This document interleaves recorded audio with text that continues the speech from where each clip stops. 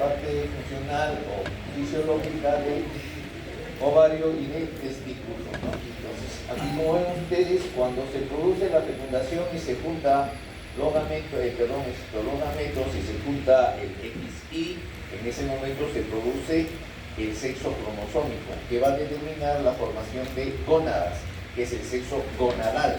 Y en gónadas van a eliminar o van a producir hormonas que me van a dar el sexo hormonal, que va a actuar sobre el fenotipo de los seres, facilitando la formación de un fenotipo masculino o un fenotipo femenino. Sin embargo, además, este sistema va a facilitar la formación de un cerebro, el sexo cerebral.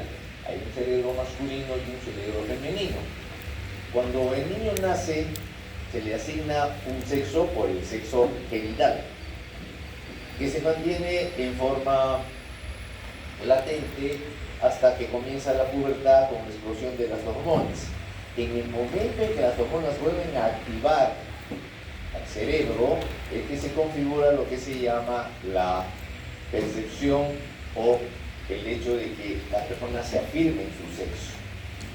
Biológicamente, vamos a encontrar que un XY tiene testículos, tiene testosterona, cerebro de varón, fenotipo masculino, genitales masculinos y se asume como un varón. Y lo mismo ocurre en el caso de la mujer. Ahora,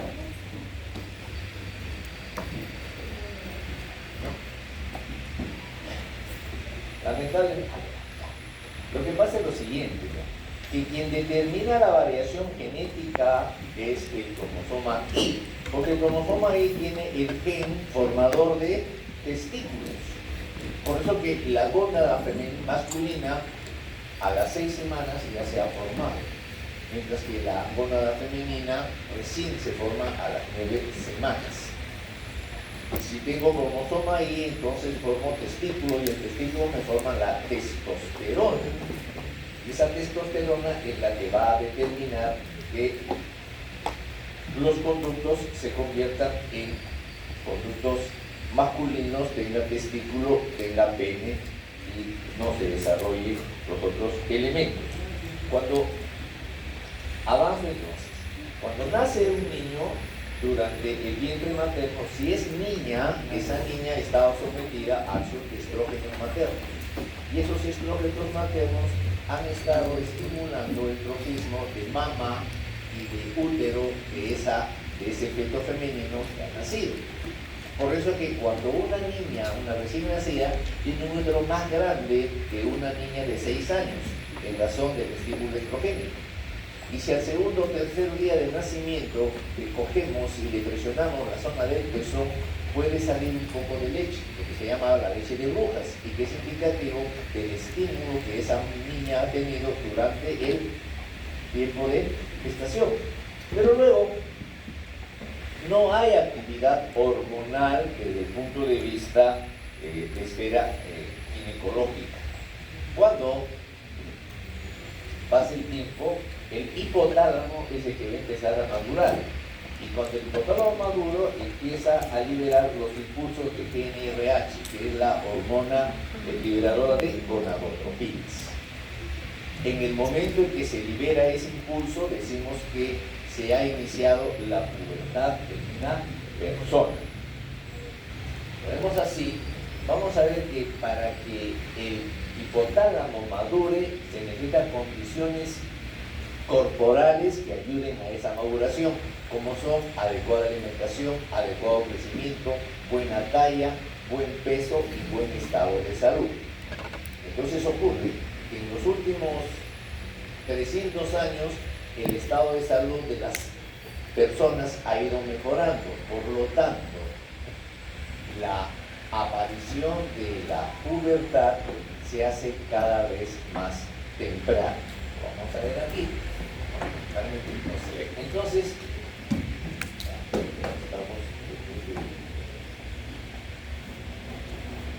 Entonces, ¿cómo me doy cuenta que el sistema genital, en el caso de la mujer, se ha activado por la presencia de los estrógenos?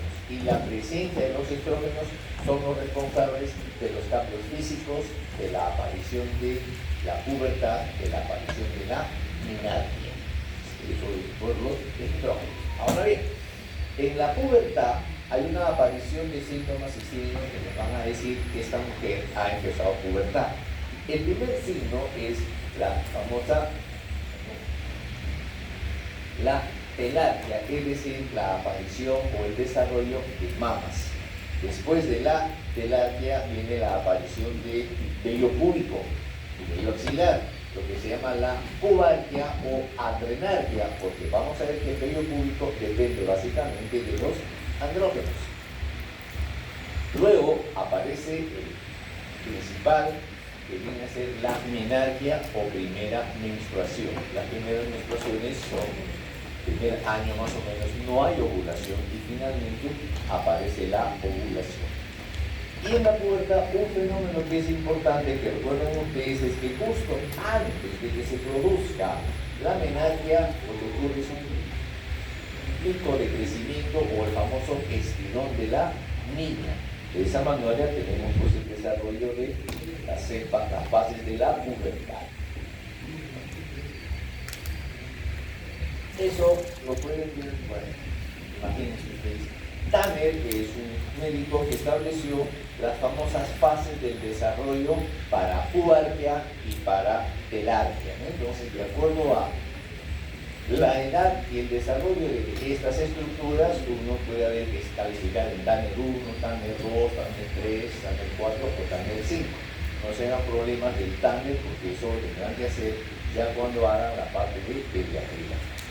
Ahora bien, viene la menarquia. Entonces, ¿qué es la menarquia? Es la primera descamación del endometrio, es la primera menstruación, es un signo tardío de pubertad. No es que la pubertad comienza con la menarquia, la pubertad ha comenzado 3 o 4 años antes de presentarse la menarquia. Ahora, para que una niña menstrue necesita una determinada cantidad de grasa, si quieren en porcentaje mínimo un 16% de grasa, y necesita una talla adecuada, más de 1,40.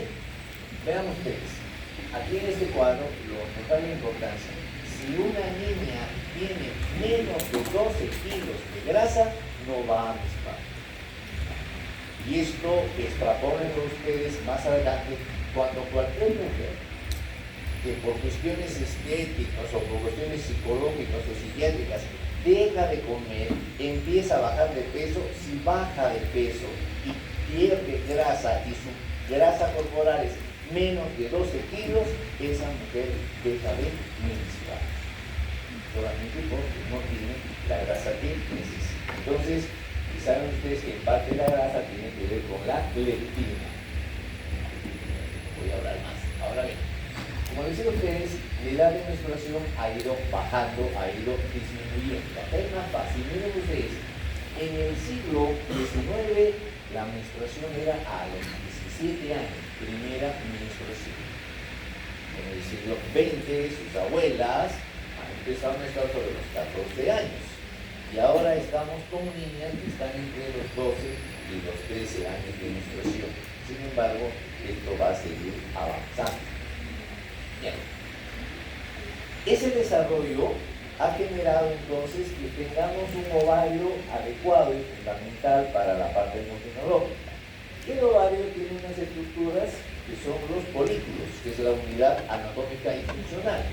Y el folículo tiene dos grupos de células, la teca y la granulosa. El ovario funciona porque hay teca y granulosa. Y vamos a ver que depende de esas dos células su funcionamiento. Ahora bien, Dionis Perov, que es el padre de la endocrinología ginecológica, establece que existen 4 compartimentos anatómicos y funcionales en el desarrollo de la endocrinología genital femenina. Entonces vemos así, el primer compartimento es el compartimento que está formado por útero y por vagina. El segundo compartimento es el compartimento que tiene que ver con los ovarios. Es decir, el útero y la vagina van a tener funcionalidad gracias a las hormonas estrógeno y progesterona que son producidas por el ovario. Y este ovario depende del compartimento 3, que es la hipófisis. Porque lo que hace la hipófisis es liberar FSH y LH, hormona folículo estimulante y hormona luteinizante, que son las que van a permitir que el ovario forme estrógeno y progesterona. Y finalmente, el compartimento 4 está formado por el hipotálamo del sistema nervioso central. El hipotálamo va a liberar puntos para que la hipófisis pueda funcionar. Y recuerden ustedes que el hipotálamo además es el centro de las emociones. Por lo tanto, cualquier estímulo nervioso intenso en la mujer puede modificar ese compartimento y por tanto los demás compartimentos también se van a alterar. No solamente es cuestión anatómica y funcional, sino cuestión de aspecto psicológico. Ahora bien, una vez que se ha producido ese sistema, entonces tenemos lo que se llama el eje hipotálamo, hipófisis, gónada, porque funciona igual para varón, testículo, o para mujer, ovario. Entonces, en el eje hipotálamo tenemos que el hipotálamo va a liberar la GnRH, factores de liberación de gonadotrofinas. Esa hormona va a actuar en la hipófisis. Y la hipófisis va a liberar la FSH y la LH. Esa FSH y LH van a actuar en la gónada, sea testículo o sea ovario. Y la gónada básicamente tiene dos funciones. La primera función, formar el gameto correspondiente. En el caso del óvulo del ovario será el óvulo, en el caso del testículo será el espermatozoide. Y la segunda función es formar las hormonas respectivas, en el caso del ovario, estrógeno y progesterona, en el caso de la mujer, del testículo varón, tenemos la testosterona o los andrógenos. Y entonces,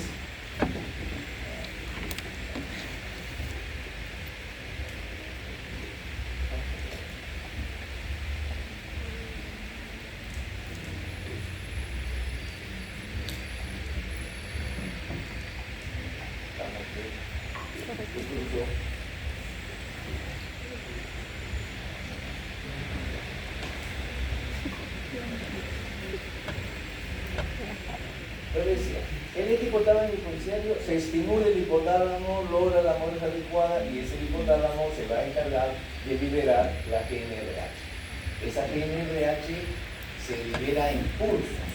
Si los pulsos son rápidos, se libera LH. Si los pulsos son lentos, se libera FSH. Y esa FSH y LH van a actuar básicamente en el ovario. ¿En qué parte del ovario?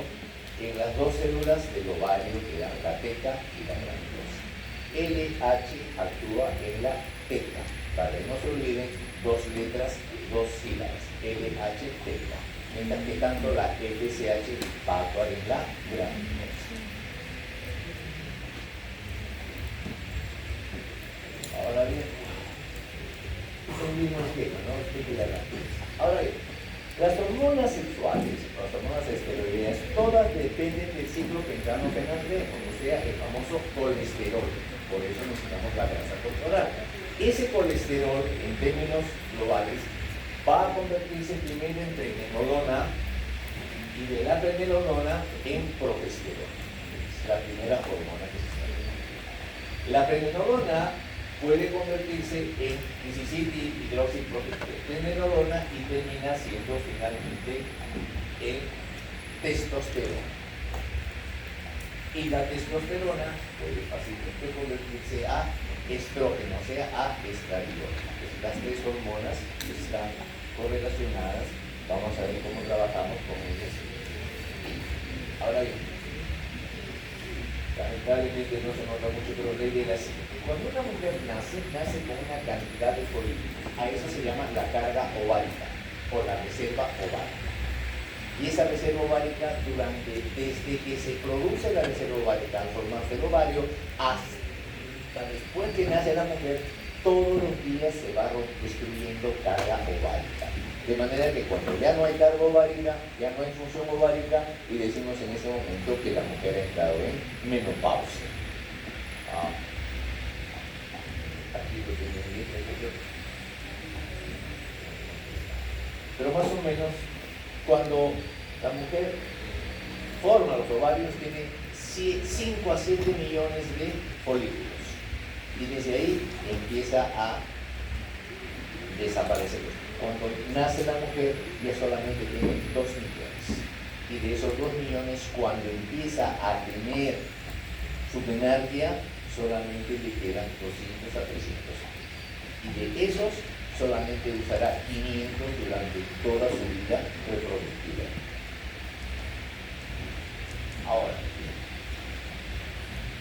la característica del gameto es que tiene la mitad de cromosomas de la especie. Y esto saben que es gracias a la meiosis. Entonces, cuando se forma la ovogonia, la primera célula para formar los ovocitos, estos primero se reproducen por mitosis, pero luego, como tienen que disminuir su número de cromosomas, empiezan a hacer la meiosis. Todas las células de la ovogonia van a empezar a hacer meiosis y se van a quedar en la fase de diproteno de la primera meiosis. Y así es como nace una niña. Todos están en primera fase de diproteno de meiosis. Solo la célula, solo el ovocito que va a ovular, en el momento en el que se va a producir la ovulación, completa la primera meiosis. ¿Y cómo sé que completa la primera meiosis? Porque expulsa el primer cuerpo hormonal. Esa, si es que es fecundada, justo antes de la fecundación, completa la segunda meiosis y expulsa el segundo cuerpo polar.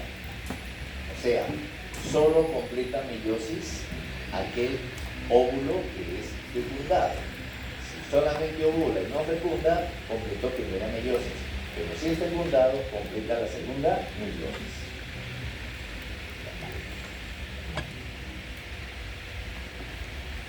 Bueno, justo es lo que les decía a usted, lo del feto, ¿no? Ya lo hemos visto.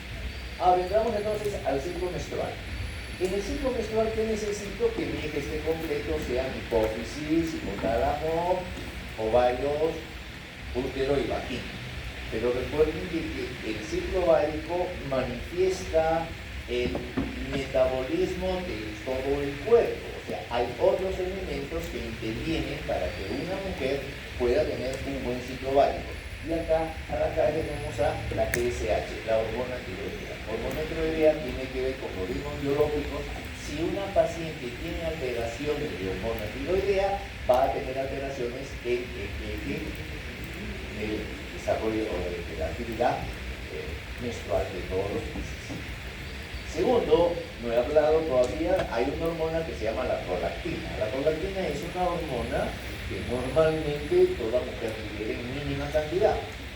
Hay mujeres que van a tener mayor cantidad de prolactina, que la hiperprolactinemia, y cuando la prolactina esté en niveles altos, me bloquea los picos de GnRH, y si me bloquea los picos de GnRH, no se produce FSH ni se produce LH, por lo tanto, ese ovario no tiene funcionalidad. No va a haber progesterona ni estrógeno, no va a haber ovulación, no va a haber menstruación. Entonces, no solamente necesito que la mujer tenga su eje completo, sino que su prolactina y su función tiroidea esté adecuada. Estando adecuado eso, ¿no? Ya sabemos de que tenemos que tener la maduración de hipotálamo con hipófisis, y entonces entramos al ciclo menstrual. Términos prácticos y rápidos. El ciclo menstrual vamos a tomarlo como un ciclo que dura 28 días en promedio. Y lo más importante es lo que ocurre a la mitad del ciclo, es decir, la ovulación. Eso hace que el ciclo menstrual se convierta en un ciclo antes de la ovulación, preovulatorio, y un ciclo después de la ovulación, el postovulatorio. Eso es importante. ¿Correcto? Segundo, vamos a ver que hay niveles, porque las modificaciones del ciclo menstrual se van a dar arriba a nivel hipotalámico, hipoficiario. se van a dar a nivel ovárico, se van a dar a nivel uterino, endometrial, y se van a dar incluso a nivel del cuello uterino y a nivel de la temperatura corporal. Voy a tratar de sintetizar poquito a poquito todo este tipo de procesos. Entonces vamos. Con el declarado de hipófisis ya sabemos, hemos visto maduración hipotalámica, necesito peso adecuado, necesito 12 kilos de grasa o 16% de grasa para que haya una buena ovulación. Ahora bien,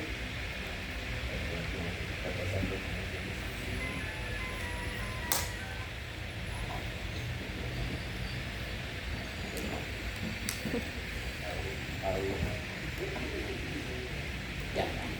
Ahora, vamos al ciclo ovárico, que es lo importante. En el ovario vamos a encontrar dos etapas de desarrollo.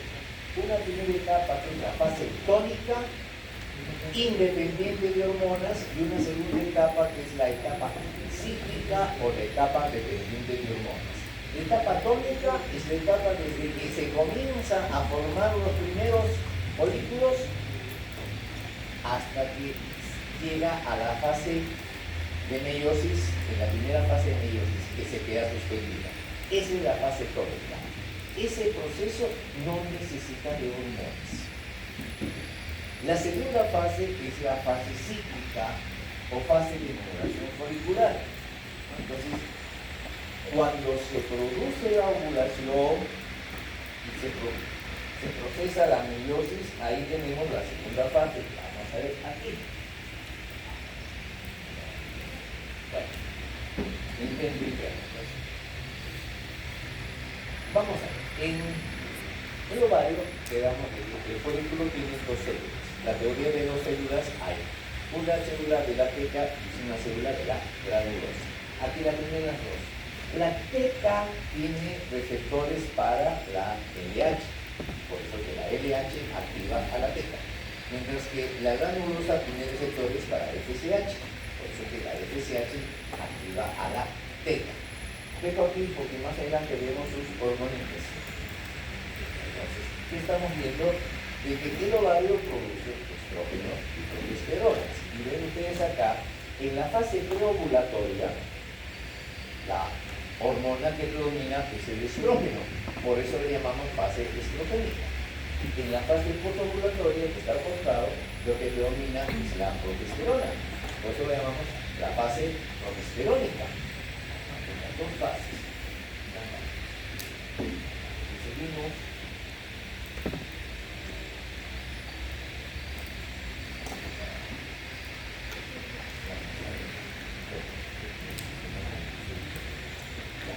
Entonces, ya acá visto, ya en las dos tenemos el pico estrogénico en la primera fase y luego tenemos el pico de progesterona en la segunda fase que manda la ovulación. Recordamos entonces que NRH es un decapéptido que se produce en el núcleo arcuato del hipotálamo. Es el que va a permitir que se produzcan los pulsos de FSH y LH a nivel de la hipófisis. ¿No? Esto, como lo hemos visto, pasamos de siguiente. Ya. Y acá tenemos un ovario que tiene todas las fases del ciclo ovario. Vamos a ir. Entonces, la formación del folículo ya le hemos visto, la maduración del óvulo. Ahora bien, vamos a ver.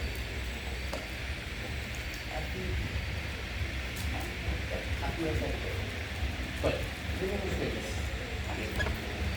Cuando el folículo empieza a crecer, eso es gracias a la hormona folículo estimulante. Y al crecer el folículo va a empezar a madurar el ovocito, que va a ser el óvulo más adelante, y se va a formar una laguna, ¿no?, en la que se va a ir acumulando el estrógeno, básicamente el estradiol. Entonces, conforme el folículo va creciendo, va a ser un folículo preandral, o sea, luego un folículo andral, y finalmente tenemos el folículo preovulatorio. Es un folículo que mide 20 milímetros de diámetro, ya tiene el ovocito maduro y está listo para romperse y producirse la ovulación. Correcto.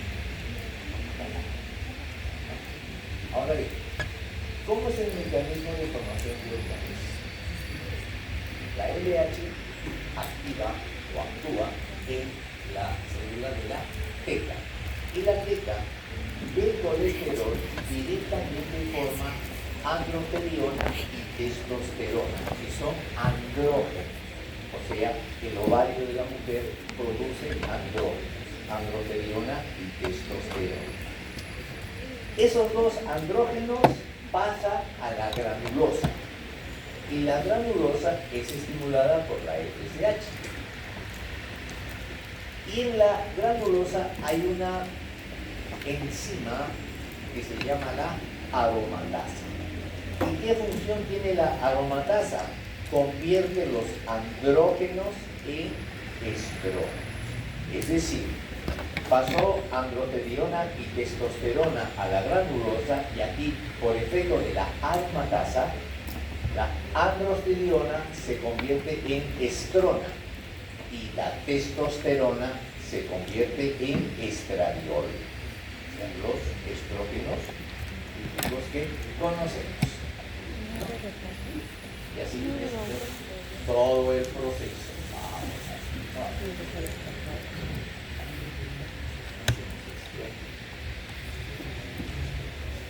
Ahora bien, conforme se dan los días del ciclo, sigue formándose LH, actúa en teca, se forman andrógenos pasan a la granulosa, se aromatizan, se forman los estrógenos.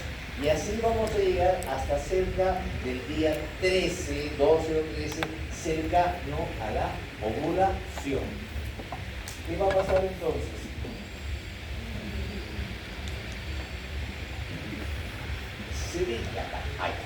Se dice que cuando ya se va a producir la ovulación, el folículo empieza a luteinizarse. ¿Qué significa esto? De que la granulosa solo tenía receptores para FSH. Ahora la granulosa empieza a tener receptores para LH. Cuando la granulosa tiene receptores para LH, se dice que ese folículo está empezando a luteinizarse. ¿No? Y ahora bien, para que la ovulación se produzca, yo necesito un proceso hormonal. Es decir, el estrógeno va a llegar a lograr un pico de estrógenos. Ese pico estrogénico va a permitir que se produzca un pico de LH. Y ese pico de LH va a determinar que se produzca la rotura del folículo, es decir, la ovulación. Y eso tiene sus tiempos. Es decir, del pico de estrógenos al pico de LH generalmente son 24 horas. Y del pico de LH a la ovulación pasan 12 horas. La pregunta es, ¿por qué si se forma el pico de LH inmediatamente no se produce la ovulación? Contesto. Uno, hemos dicho que el único ovocito que termina la meiosis es el ovocito que ovula. La pregunta es, ¿estaba suspendida la meiosis? ¿Por qué estaba suspendida y por qué ahora se produce? En el folículo se forma el OMI. ¿Qué cosa es el OMI? Es una enzima que es la inhibidora de la maduración del ovocito. Ese OMI es el responsable de que la meiosis se queda suspendida. El pico de LH lo que va a hacer es evitar que el OMI funcione. El pico de LH, al bloquear el OMI, ¿qué va a hacer? De que la meiosis continúe y se produzca la ovulación. Esa es la idea básica. Entonces, viene la expulsión del ovocito. Miren ustedes. Lo que ocurre es que el proceso de expulsión del ovocito es un proceso activo, no es una cosa que se rompe y sale lo otro. No.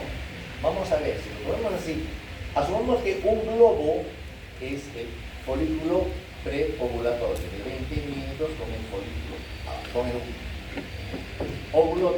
El óvulo tiene una serie de cubiertas, está el cúmulus óvulos básicamente.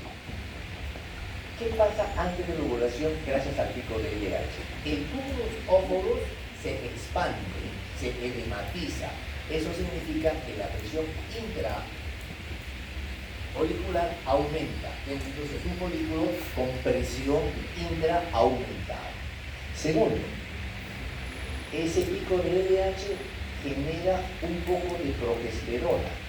Y la progesterona activa enzimas proteolíticas que empiezan a digerir la pared del folículo, o sea, hacen que la pared sea más débil.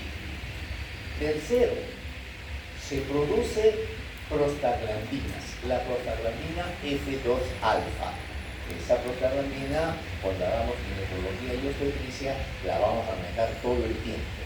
¿Qué función tiene la prostaglandina F2-alfa? Contracción. Contrae.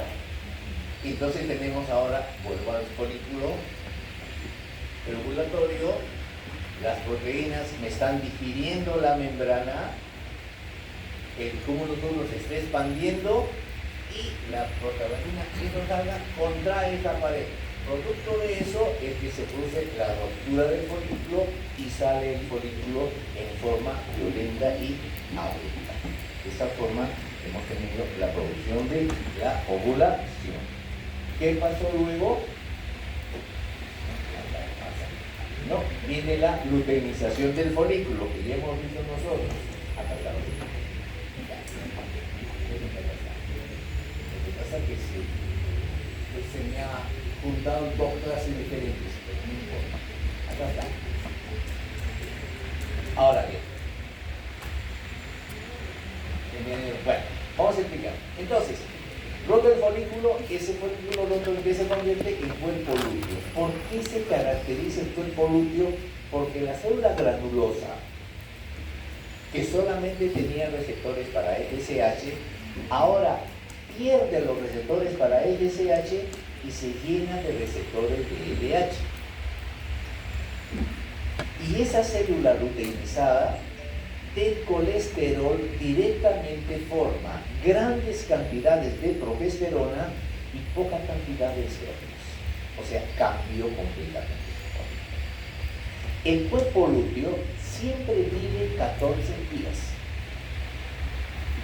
y su máxima función se da a los 7 días. Y aquí otro concepto importante. Tenemos fase folicular y fase luteal en el ciclo menstrual, como hemos visto, y que puede haber variaciones de tiempo.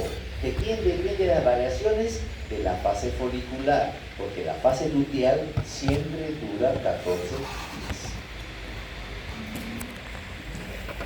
Ahora, endometrio. ¿Qué pasa con el endometrio? El endometrio tiene dos capas, una capa basal y una capa funcional. Y la capa funcional a su vez tiene dos capas, una capa esponjosa abajo y una capa compacta que vendría a ser la parte de la superficie. Desde el punto de vista funcional, cuando descama, ¿qué es lo que descama? Solo descama la capa funcional, o sea, la capa esponjosa y la capa compacta. La basal es aquella capa que va a permitir que el endometrio vuelva a crecer otra vez. Entonces, en el ciclo endometrial vamos a encontrar nosotros 3 tipos de endometrio. Uno, el endometrio proliferativo. Después que se ha producido la menstruación, ese endometrio va a empezar a crecer o proliferar. Endometrio proliferativo. ¿Y por qué crece el endometrio? Por el estímulo del estrógeno. El estrógeno permite y facilita el crecimiento del endometrio. Llegado el día 14, que se produce la ovulación, ese folículo roto es cuerpo lúteo. ¿Y el cuerpo lúteo qué es lo que forma? Progesterona. ¿Qué hace la progesterona del endometrio? Impide que siga creciendo. Lo que va a hacer es que ese endometrio empieza a llenarse de glándulas y que esas glándulas empiecen a segregar sustancias nutritivas. ¿Para qué? Para teóricamente alimentar al embrión que debe de presentarse. Como el endometrio en la primera fase crece, se llama endometrio proliferativo. Como esta primera fase es dependiente del folículo, se llama fase folicular. O como en esta fase lo que predomina es el estrógeno, si quieren ustedes llamen de fase estrogénica. Ovulación. El endometrio ya no crece. ¿Qué ha hecho endometrio? Ha formado glándulas. Endometrio secretor o fase secretora. ¿De quién depende? De la progesterona, fase progesterónica. ¿Y de dónde sale la progesterona? Del cuerpo lúteo, fase lútea. Tienen ustedes las fases del ciclo endometrial. ¿Correcto? Avanzamos un poquito más. Aquí ya dice comentado, pero la fase del ciclo ya está, ¿no? Ahora bien, hay una cosa importante en la fase secretora o posovulatoria que está entre el día 21 y el día 23, que se llama la ventana de implantación.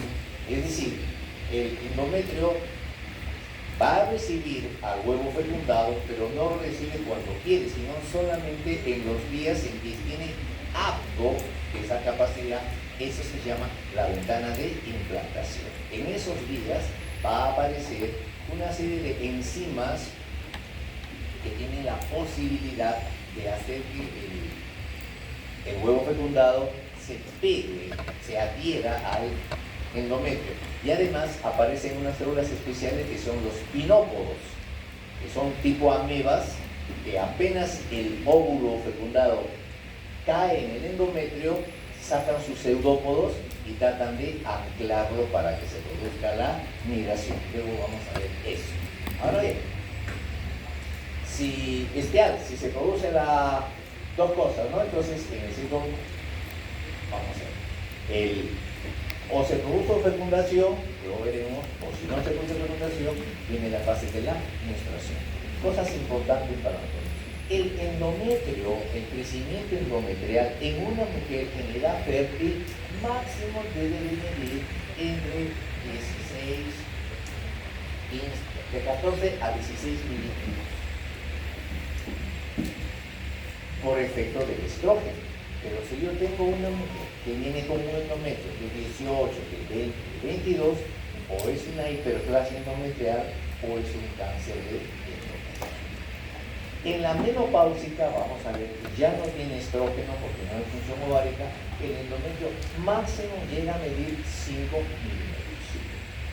Entonces, si yo tengo una paciente de 62 años, que hace 10 años que no menstrua, viene por sangradito, le hago una ecografía y le encuentro un endometrio de 9 milímetros, o esa paciente o tiene un cáncer de endometrio o tiene una hiperplasia endometrial y tendremos que estudiarlo.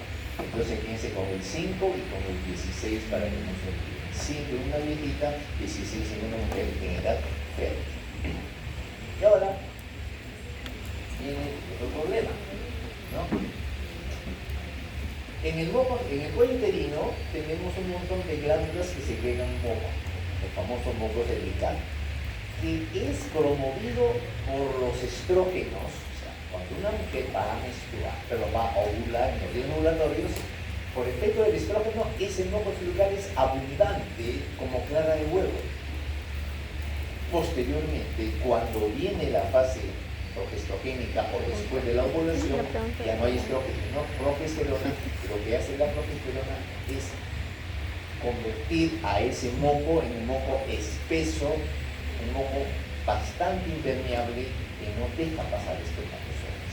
Entonces, cuando uno ve, en el caso de la mujer, vamos a encontrar que los días centrales del ciclo hay gran cantidad de moco. Uno coge el moco vertical entre dos dedos y puede separar y se forman hilos de moco de hasta 15, 16 centímetros. A eso se llama el skin breaker. Y que me está indicando que esa mujer tiene buena función ovárica, que esa mujer está ovulando. Contrariamente, después, cerca de la menstruación, donde predomina la progesterona, ese moco es espeso, chicloso, pegajoso, escasa cantidad y no se puede formar con un skin breaker. Sigo. Y lo mismo, ahora viene acá. ¿Por qué se produce la menstruación? Básicamente les explico para que ustedes entiendan. Se produjo la ovulación y frente a la ovulación se formó el cuerpo lúteo. ¿Y el cuerpo lúteo qué me forma? Progesterona. ¿No? Hemos dicho que el cuerpo lúteo, ¿cuánto vive? 14 días. Si la mujer no se ha embarazado, ese cuerpo lúteo no tiene razón de seguir subsistiendo y el mismo cuerpo lúteo empieza a formar prostaglandina F2-alfa. Y la prostaglandina F2-alfa inicia la luteólisis o la destrucción del cuerpo lúteo, que se va llenando de fibras de color blanca y se convierte en el corpus albicans o el cuerpo blanco o cuerpo albicans, que ya no produce hormonas. Entonces, si ya no produce hormonas, ¿qué pasa con la progesterona? Tenía un nivel de progesterona y de pronto cae el nivel. La menstruación se produce por la caída del nivel de progesterona.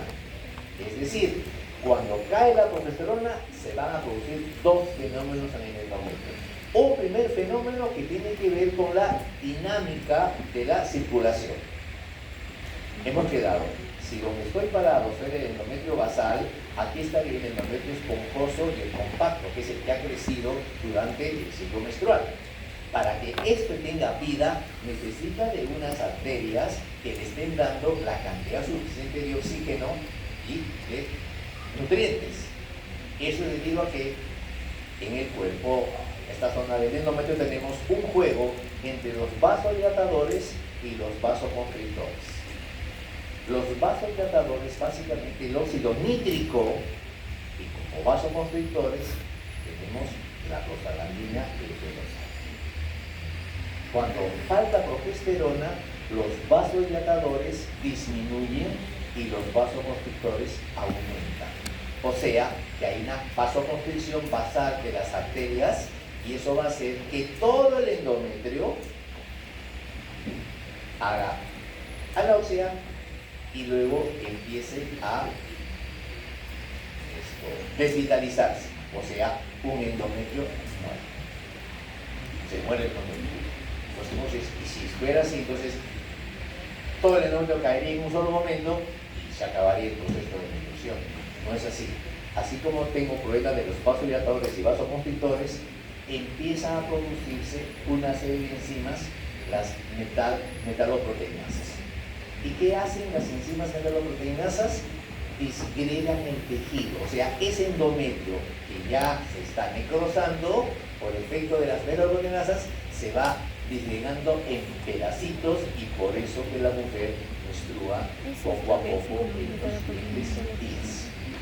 Ahora, ¿qué acción tenía la prostaglandina F2-alfa? Acción contraria. Muchas mujeres, por efecto de la prostaglandina F2-alfa, van a tener contracciones uterinas intensas, dolorosas, tipo cólico, que se conocen como dismenorrea. Es decir, la dismenorrea o el cólico menstrual es producido por las prostaglandinas F2-alfa que generan la contracción del útero. Bendita prostaglandina.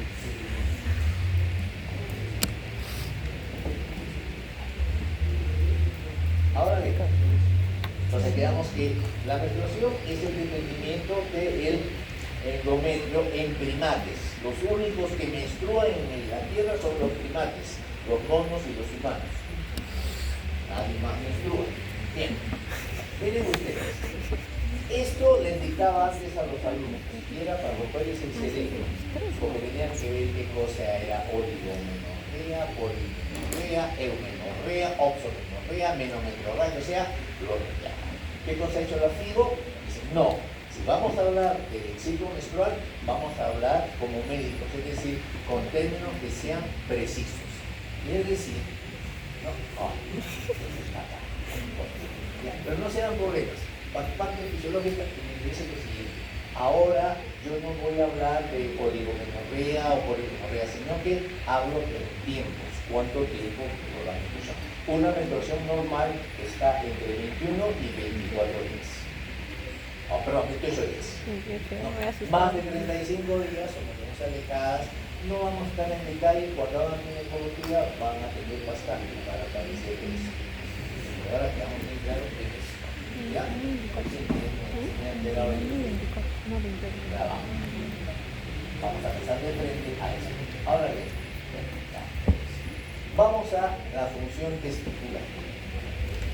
En el caso del varón es igualito. El testículo tiene sus lóbulos testiculares y ahí tiene los conductos, y en los conductos existen dos glándulas, las glándulas de Sertoli y las glándulas de Levy. Y así como para el ovario, su funcionamiento dependía de la granulosa, ¿cómo se llama? Acá vamos a encontrar que depende de la Leydig y de Sertoli. ¿No? Ahí tienen ustedes Leydig y Sertoli. De frente vamos a ver. Y el abdomen igual. ¿Ya? Vamos a hacerlo rápido acá. Miren ustedes, acá tenemos el plan. Para que no nos olvidemos. Igualito. Hipotálamo, núcleo 4, liberación de GNRH. ¿Qué hace GNRH? LH en impulsos rápidos, FSH en impulsos lentos. Ahora, LH con L de Leydig. Entonces, LH a quién va a activar? A la célula de Leydig. FSH va a activar a la célula de Sertoli. Ya tenemos los dos. Las células de Leydig, ¿de qué se encargan? De la formación de testosterona. Las células de Sertoli, ¿de qué se encargan? De la formación de espermatozoides.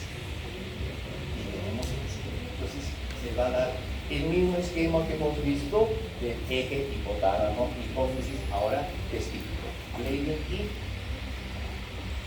Sertoli. Ahí está la célula de Leydig, Sertoli, la testosterona. A eso es lo que quiero llegar. Y bonito, entonces vean ustedes, la LH va a actuar para producirme los andrógenos. Y acá, un poquito de... Hemos visto que del colesterol sale la pregnenolona, de la pregnenolona la diacilhidroxiprogesterona, y de ahí le va a salir, acá tengo la testosterona. La testosterona en el humano tiene dos brazos. En un brazo, ¿no? Vamos a ver que esa testosterona, ya hemos visto, va a ser sometida por efecto de la aromatasa y se convierte en estradiol. Es decir, así como la mujer produce andrógenos, el hombre produce estrógenos. Y la otra posibilidad es que esta testosterona se convierte por la 5-alfa reductasa en la dihidrotestosterona, que es el metabolito más activo androgénico. Es importante para nosotros. O sea, mi testosterona o es dihidrotestosterona o se me convierte en estrógeno.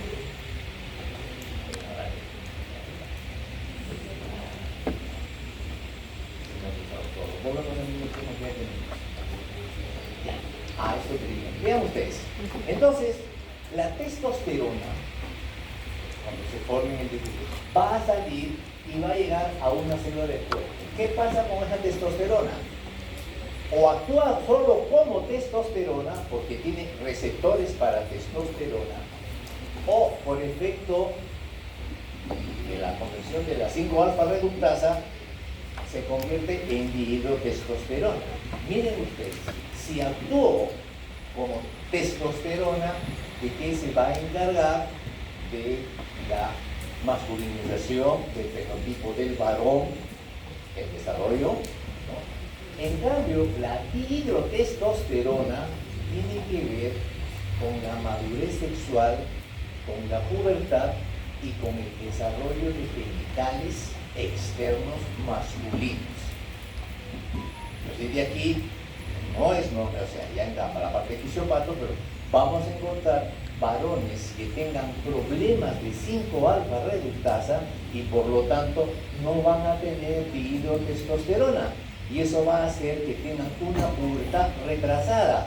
O sea, es un muchacho, tiene 23 años y nunca se ha afeitado porque no le ha crecido el vello corporal. y habla como un niño. Hola, ¿cómo está? Y es un poquito gordo. Y cuando le vemos los genitales, encontramos que tiene micropene o pene curvo o epispadia o hipospadia, o sea, alteraciones en cuanto a su androgenización.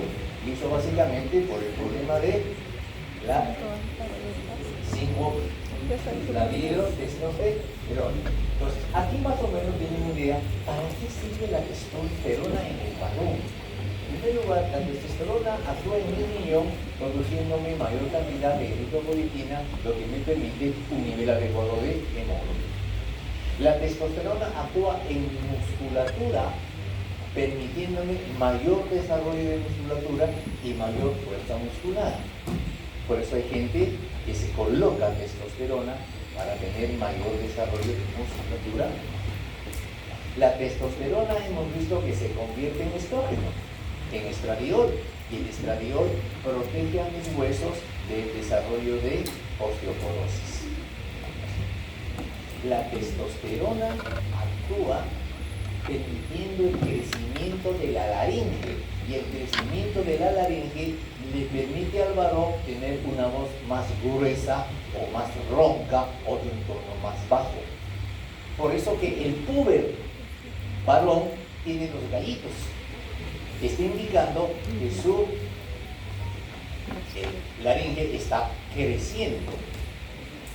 Y cosa aparte, un tiempo esta parte, hay muchas mujeres y salió la moda de ponerse penes de testosterona en las mujeres para que tengan mejor vitalidad. Y nosotros que hemos encontrado, ya tenemos como 18 casos de mujeres que por haber usado la testosterona, andrógeno, han desarrollado voz gruesa. Y lo que es peor, hipertrofia de clítoris, que son características por no saber o usar en mala forma los andrógenos, la testosterona. Entonces, tengo uno de estos. Entonces tengo ahí, luego vamos a ver que tiene que ver con la formación de adecuada formación de genitales externos e internos. Y la otra parte es, la dihidrotestosterona, ese metabolito importante, ¿a dónde va? Va a la piel. Activa folículo piloso y aumenta el hambre corporal. Por eso que el hombre tiene más barba. Actúa en las glándulas sebáceas de la piel, por eso que hace que la piel sea bastante grasa, se produzca acné. Vamos a ver, bueno, si es que van a ver ustedes más adelante en el síndrome del ovario poliquístico, son ovarios de mujer que producen altas cantidades de andrógenos. ¿Y por qué se caracterizan? Porque tienen aumento de la velocidad corporal, aumento de la grasa de piel y presencia de acné, características básicamente de andrógenos. Entonces ustedes, para todo eso me sirven mis andrógenos. Ya, tengo que correr porque estamos por la hora. Ahora bien, es el mismo esquema ya, ¿no? Ahora sí. Entonces, como quedamos, tenía 40 minutos para dar su viaje. los espermatozoides se producen, el ciclo de formación demora 72 días, es un ciclo constante. Y cuando los espermatozoides salen maduros, salen en el vehículo que es el semen. Y el semen, miren ustedes, está formado, no solamente por la secreción seminal, sino por secreción prostática en el 20% y secreción seminal. O sea que un hombre sin próstata igual sigue eyaculando, porque el eyaculado no solamente es prostático. ¿No? Por esto vamos a pasar de y entonces, ahora bien, ¿qué pasa cuando una mujer ovula y tiene un coito, lo que llamamos un coito fecundo? Son importantes. Los espermatozoides salen de la cavidad corporal del varón, no tienen capacidad de fertilización. Esos espermatozoides, ese eyaculado va a llegar al fondo vaginal y de ahí asciende y se queda en el cuello uterino, donde he dicho que hay un montón de glándulas con un montón de secreción. En ese cuello uterino va a haber un cambio bioquímico en los espermatozoides que les permitan fecundar. A eso se llama la capacitancia o capacitación espermática. ¿Cuánto dura esa capacitancia? 6 horas. O sea, 6 horas después del eyaculado ya están capacitados. Y un grupo ascenderá a buscar al óvulo. No todos, un grupo. ¿Cuánto demora eso? El tiempo de vida de un espermatozoide. 72 horas. Es decir, la capacidad para poder fecundar del espermatozoide es de 72 horas. ¿Cuánto mide el óvulo? 24 horas. La capacidad de fecundación para el óvulo solo es de 24 horas. Es decir, si la mujer ovula el día 14 y tiene coito el día 14 o el día 15, es probable que se embarace. Pero si la mujer ovula el 14 y tiene coito el día 16, ya el óvulo está muerto, por lo tanto no hay ninguna posibilidad de embarazo. Pero si una mujer tiene un coito el día 12 y ovula el 14, todavía hay espermatozoides vivos y capacitados que lo pueden fecundar. Entonces, eso es una cosa Interesante. Entonces, la fecundación, como digo ustedes, 24 horas mide el óvulo, 72 horas el espermatozoide. ¿Dónde se produce la fecundación? En el testispecio de la trompa. Y una vez que se ha fecundado, ese huevo fecundado va a viajar 80 horas por la trompa. Y luego va a entrar al útero, pero no se implanta inmediatamente, sino que busca su sitio de implantación otros 3 días más. Es decir, de la fecundación a la implantación han pasado 7 días.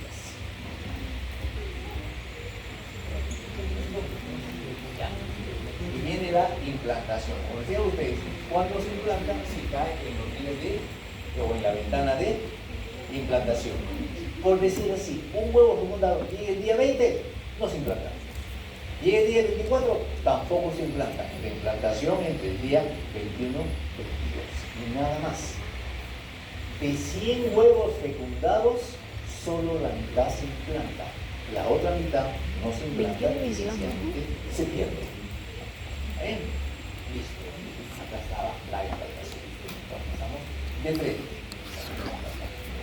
Entonces, acabo con lo siguiente.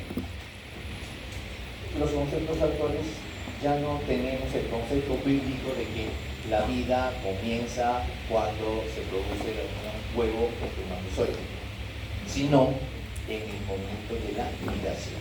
La gestación es un proceso que comienza con la implantación y termina o con el nacimiento de un bebé o lamentablemente con la pérdida, o sea, con un aborto. ¿Ya? ¿Cómo sé que una mujer ha implantado? Porque cuando se produce la implantación, ese huevo empieza a producir el tejido trofoblástico. Y el tejido trofoblástico lo que va a formar es la HCG, ¿no? La hormona gonadotropina coriónica humana. Esa HCG es estímulo para que el cuerpo lúteo, que teóricamente iba a desaparecer, no desaparezca y siga formando progesterona. Esa progesterona que sale del cuerpo lúteo le permite al embrión mantenerse con vida, o sea, viabilizarse. Y si el embrión está con vida, sigue produciendo más tejido trofoblástico, sigue produciendo más HCG y se sigue estimulando al cuerpo lúteo. Por eso que el cuerpo lúteo se convierte en cuerpo lúteo de la gestación y dura hasta la semana 10. Porque a partir de la semana 10-11 ya empieza a funcionar la placenta. Como ven ustedes, todos los ciclos en ginecología son ciclos sincrónicos establecidos. Si el cuerpo lúteo no vive los 14 días, esa gestación nunca se va a poder llevar a cabo, por poner esa materia. Esto ya es materia de fisiopatía. Yo creo que con eso he cumplido con ustedes, justo que es mi hora, ya de llegar con una persona. Gracias.